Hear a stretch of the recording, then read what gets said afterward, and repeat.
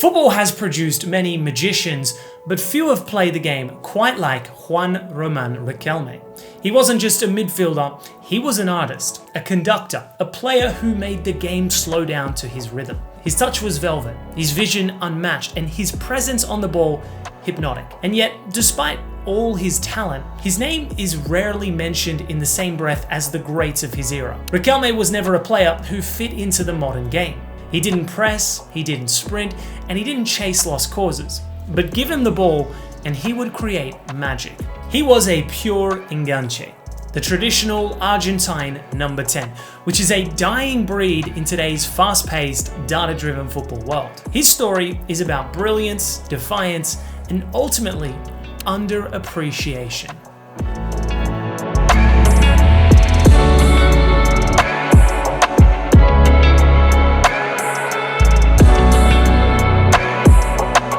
Born in San Fernando, Argentina, Riquelme grew up in a working-class neighborhood where football was more than just a sport. His journey began at Argentinos Juniors, the same club that had produced Maradona.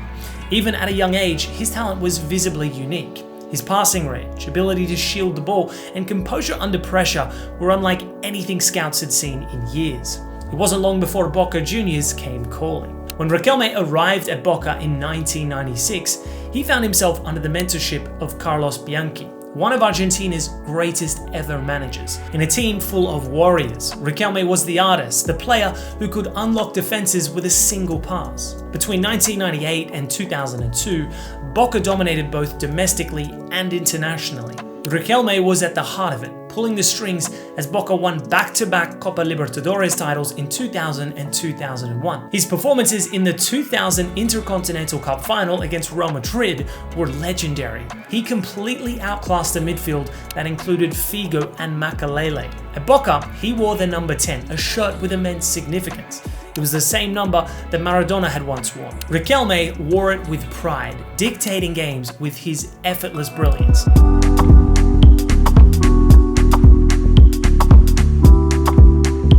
In 2002, Barcelona signed Riquelme for 11 million euros, but instead of embracing his talent, the club treated him as an afterthought. Louis van Gaal, the manager at the time, never wanted him. He publicly called Riquelme a political signing, a player the board forced on him. Instead of playing him in his natural role, Van Gaal shunted him out wide, where he was more or less ineffective. Frustrated and feeling unwanted, Riquelme's dream move quickly turned into a nightmare. He made just 30 appearances in all competitions, scoring only 3 goals.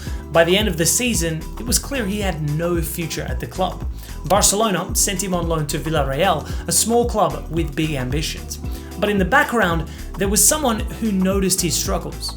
Lionel Messi. At the time, Messi was still a teenager in Barcelona's youth system, and Messi would later recall how much Riquelme inspired him. The move to Villarreal would prove to be a rebirth for Riquelme's career. The Yellow Submarine, as they are often called, were building an exciting team, and Riquelme was the missing piece. Under Manuel Pellegrini, he found a system that suited his style of play. Between 2003 and 2006, Riquelme transformed Villarreal from a mid-table club into Champions League contenders.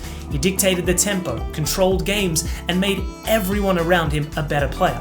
His partnership with Diego Forlán was electric, and together they led Villarreal to their best ever season. In the 2005-06 Champions League, the club shocked Europe, reaching the semi-finals against Arsenal. The tie was tight, and in the second leg, Villarreal won a penalty in the dying moments. It was Riquelme's moment. He stepped up, but Lehmann saved his shot. That penalty miss haunted him. Villarreal were eventually eliminated, and Riquelme's chance to play in a Champions League final was gone. Despite this, his time at Villarreal cemented his status as one of Europe's best playmakers.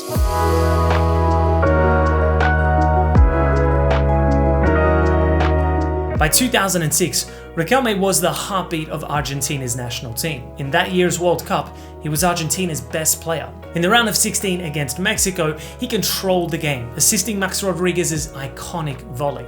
In the quarterfinals against Germany, Argentina were leading 1-0 when the manager Peckerman substituted Riquelme. Without him, Argentina lost control of the game and eventually lost on penalties. Many believe that if Riquelme had stayed on the pitch, Argentina would have won that match and possibly the entire tournament. After the 2006 World Cup, Riquelme returned to Boca Juniors, but his influence on Lionel Messi continued. When Messi broke into the Argentina team, Riquelme became his mentor. But off the pitch, Riquelme's career had already been shaped by a figure Lionel Messi would later despise, Louis van Gaal. Years later, when Argentina faced Van Gaal's Netherlands in the 2022 World Cup, Messi took things personally. After scoring, he celebrated in front of Van Gaal by cupping his ears, a gesture Riquelme used during his Boca days. Messi never forgot how Riquelme was treated, and in that moment, he avenged him in the best way possible. The fact that Messi waited to do this for more than a decade says a whole lot about his respect for Riquelme.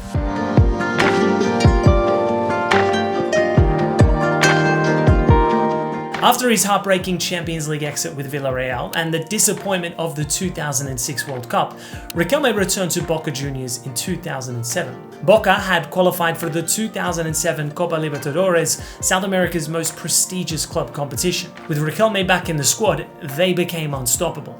He played the tournament of his life, scoring 8 goals and assisting 6. In the final against Gremio, he produced a masterclass, scoring in both legs and leading Boca to a dominant 5-0 aggregate victory. The Argentine media called him the last number 10, a reference to the dying breed of classic old-school playmakers. However, his return also came with tensions. By 2008, his relationship with Boca's board had soured due to financial disputes. Carlos Bianchi, who was now an advisor at the club, tried to mend relationships, but the cracks were visible. But Riquelme stayed loyal to Boca, playing through pain, criticism, and political battles within the club.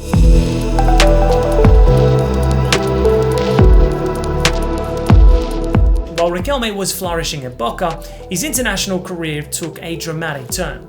After the 2007 Copa America, he briefly retired from Argentina due to family reasons. But with the 2010 World Cup approaching, he was called back by none other than Diego Maradona, who became the national team manager.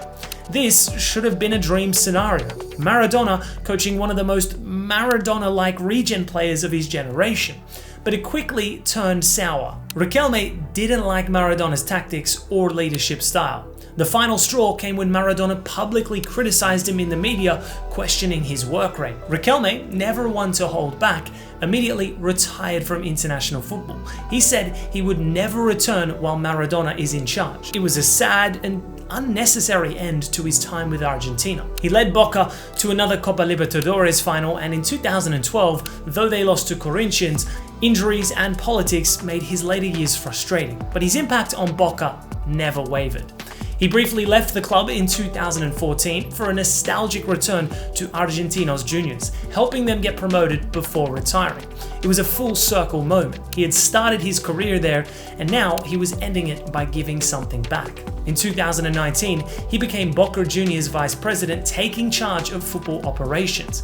His first major move, ensuring Boca won their first league title in years at the expense of River Plate. His influence at Boca remains strong. Even today, Boca fans still chant his name at the La Bombonera. Riquelme was a player modern football would struggle to understand. He didn't run like a modern midfielder. He wasn't obsessed with defensive duties. He played the game on his terms.